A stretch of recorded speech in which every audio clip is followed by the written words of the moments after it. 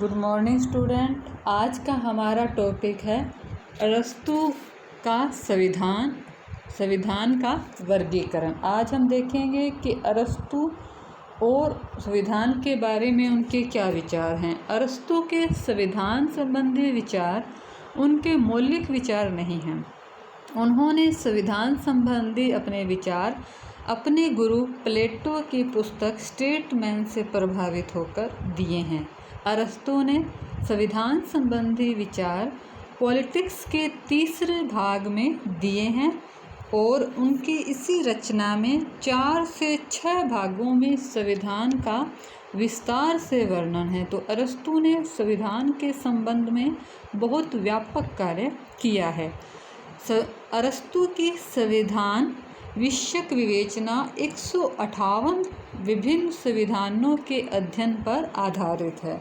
अरस्तु ने अपने समय में प्रचलित विभिन्न देशों में जो शासन व्यवस्थाएं थी उनका अध्ययन किया और वो 158 थे। उसके आधार पर अपने संविधान का निर्माण किया है।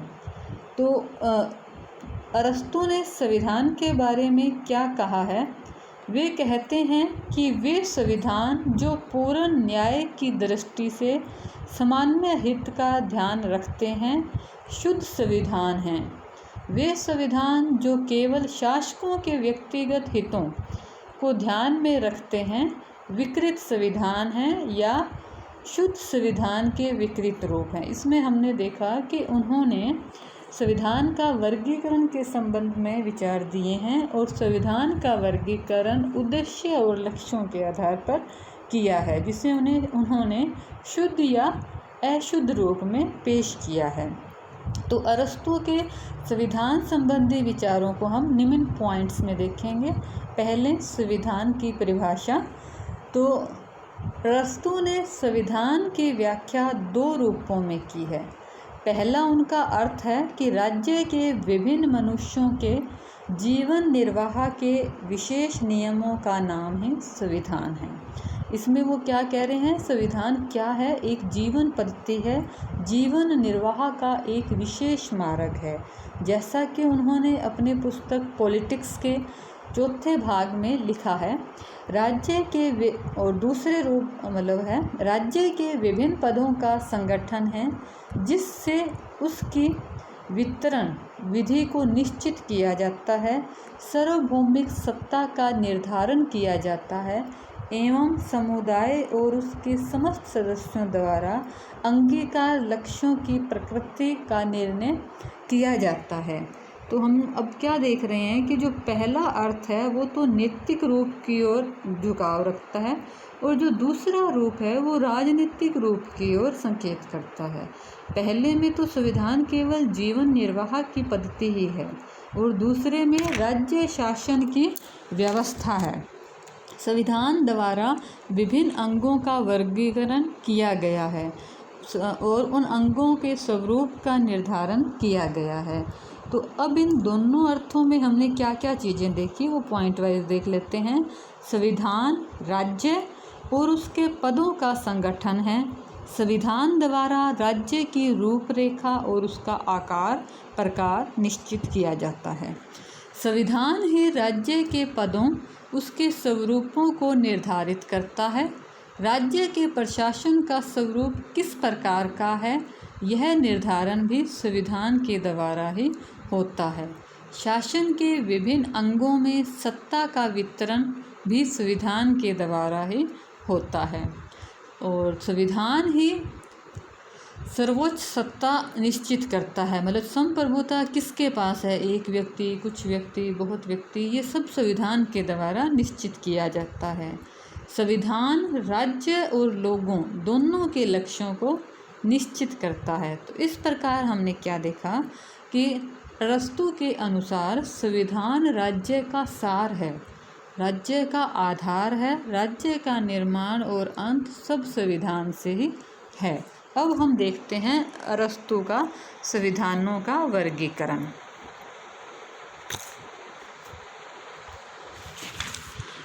संविधानों का सर्वप्रथम वैज्ञानिक वर्गीकरण अरस्तु के द्वारा किया गया। अरस्तु ने अपना ये वर्गीकरण 2 आधारों पर किया है। पहला आधार है संख्या के आधार पर। संख्या के आधार पर अर्थात संप्रभुता शक्ति है, उसका प्रयोग कितने व्यक्ति करते हैं, एक व्यक्ति, कुछ व्यक्ति या अनेक व्यक्ति। दूसरा आधार है नैतिक आधार, जिसे उन्होंने लक्ष्य या उद्देश्य का आधार बनाया है। इसका अर्थ है शासन करने वाले व्यक्ति का उद्देश्य सार्वजनिक हित है या व्यक्तिगत हित है। इसमें उन्होंने बताया कि 3 प्रकार की शासन व्यवस्था होगी।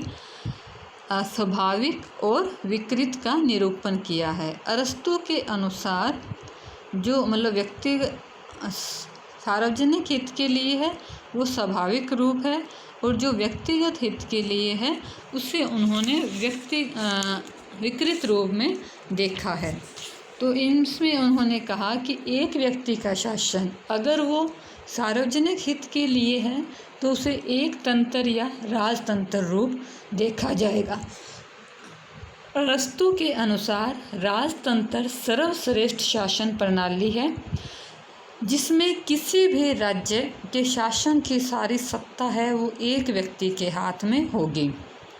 राजा का लक्ष्य अपने प्रजा की भलाई करना है और राजा प्रजा के अभिभावक के रूप में कार्य करेगा। यह एक आदर्श व्यवस्था होगी जिसमें राजा अपने जन कल्याण के लिए कार्य करेगा। राजतंत्र जब विकृत होगा तो उसका विकृत रूप है वह निरंकुश तंत्र में बदल जाएगा। निरंकुश तंत्र राजतंत्र का ही रूप है।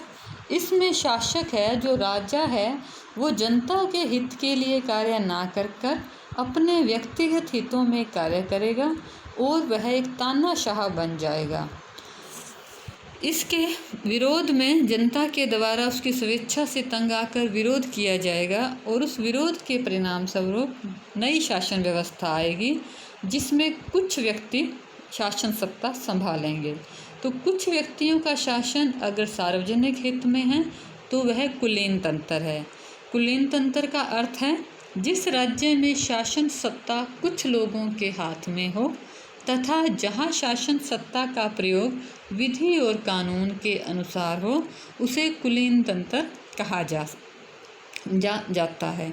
अरस्तु की दृष्टि से कुलीन तंत्र एक प्रकार से लोकतंत्र और धनिक तंत्र के तत्वों का मिश्रण है।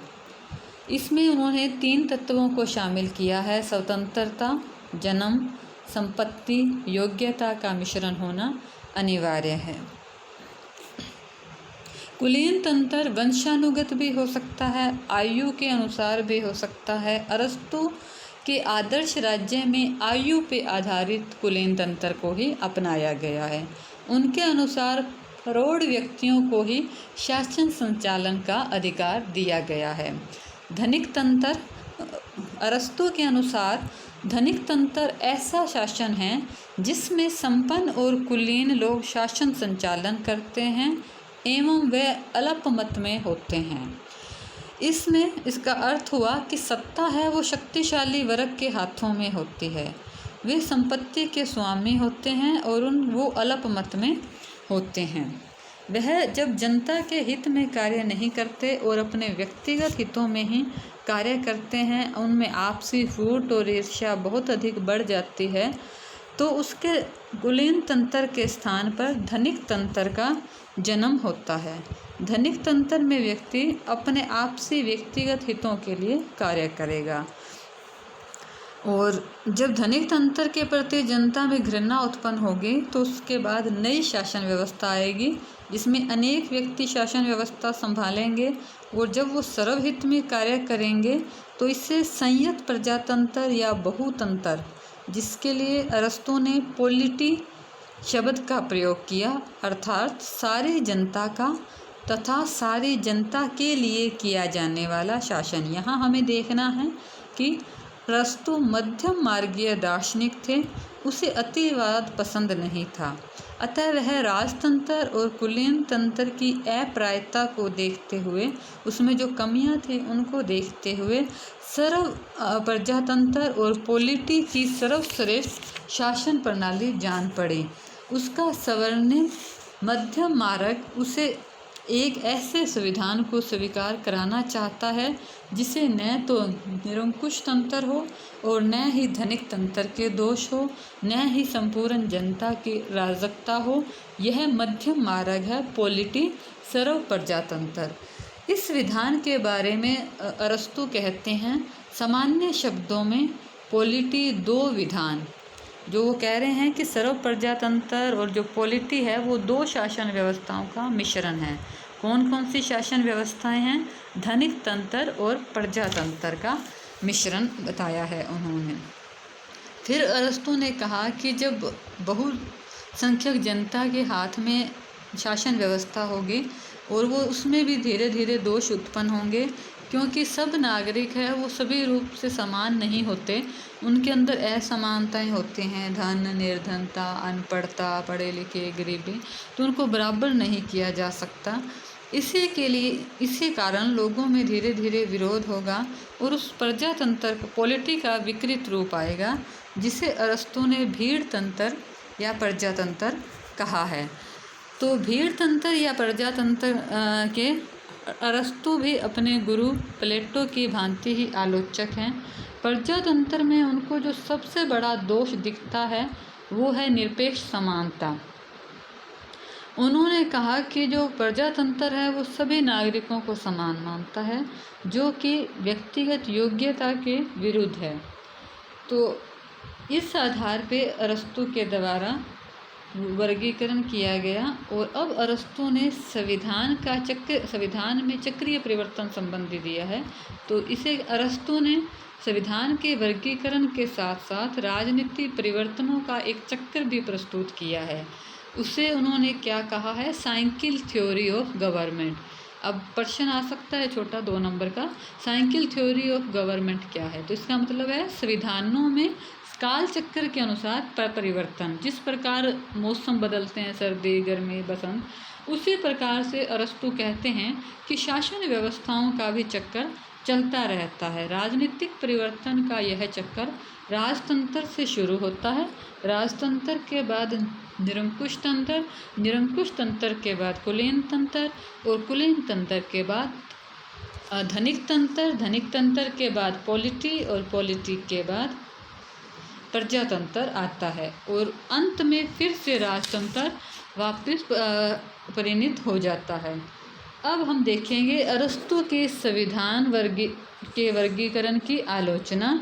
अरस्तु के संविधान के वर्गीकरण की कई आधारों पर आलोचना की गई है। आलोचना करने वालों में सिनेक्लेयर, ब्लंटशली, सिल्ले, बर्गस आदि विद्वान हैं।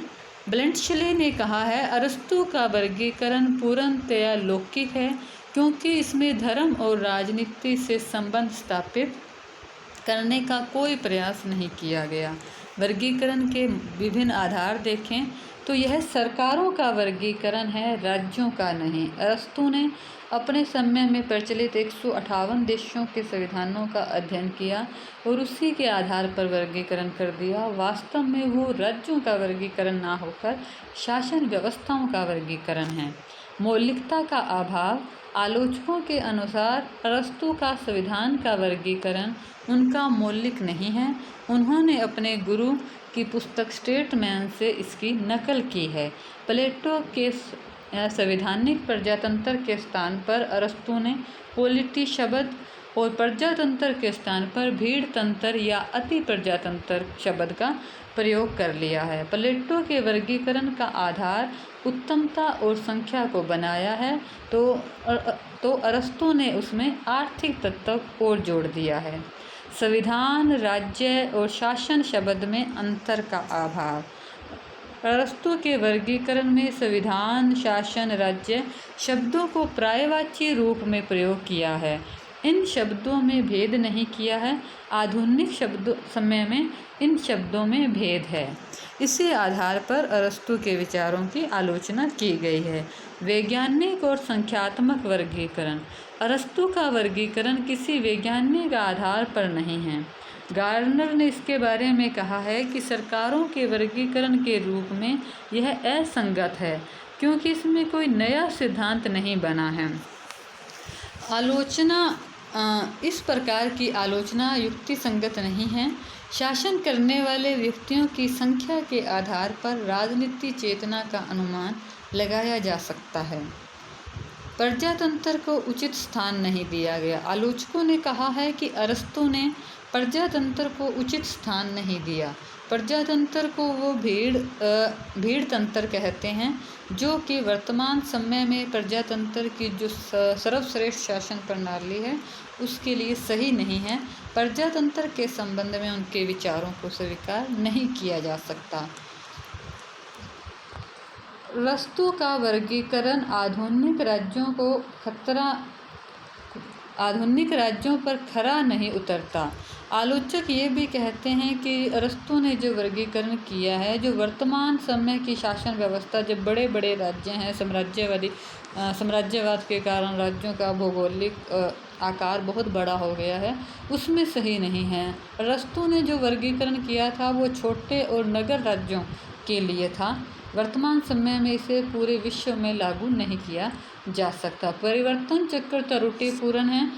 अरस्तु ने जो राज्यों के वर्गीकरण के साथ साथ उसके लिए एक साइकिल थ्योरी ऑफ गवर्नमेंट दिया है, जिसमें उन्होंने शासन के अंदर काल चक्र के अनुसार परिवर्तन होगा और इसका एक सीक्वेंस बताया है, उसकी आलोचना की है। 2500 सालों के अंदर जो अभी तक टाइम हुआ है, तो ऐसा निश्चित नहीं है कि राजतंत्र के बाद निरंकुश तंत्र ही आएगा। हम ब्रिटेन में देखें तो वहाँ राजतंत्र के बाद प्रजातंत्र आ गया था। बीच में कुलीन तंत्र, धनिक तंत्र की शासन व्यवस्थाओं का अस्तित्व नहीं हुआ। राजतंत्र का काल्पनिक चिंतन। अरस्तु की आलोचना इस आधार पर भी की जाती है कि वो राजतंत्र को सर्वश्रेष्ठ शासन व्यवस्था बताते हैं, जो कि वर्तमान समय में सही नहीं है। अरस्तु के सिद्धांत के विभिन्न आधारों पर आलोचना की गई है, लेकिन इसका अर्थ ये नहीं है कि उसका कोई महत्व नहीं है। वास्तव में इस वर्गीकरण का ऐतिहासिक महत्व है। सुनिश्चित आधार का यह वर्गीकरण किया गया है। राजनीति विज्ञान में ये सबसे पहला व्यवस्थित वर्गीकरण था। अरस्तु का वर्गीकरण एक तरह से मार्गदर्शक बन गया है। इसके बाद विद्वान सरकारों के वर्गीकरण में अरस्तु द्वारा दिखाए गए मार्ग से ही आगे बढ़े हैं, उसी को उन्होंने अपना आधार बनाया है। अरस्तु से पोलिबियस, मैकियावेली, बोंदा, मोंटेस्क्यू, आधुनिक विचारकों में देखें तो मेरियट सब प्रभावित हैं और अरस्तु के विचारों से प्रेरणा लेकर ही उनके द्वारा अपने सरकारों का वर्गीकरण है वह प्रस्तुत किया गया है।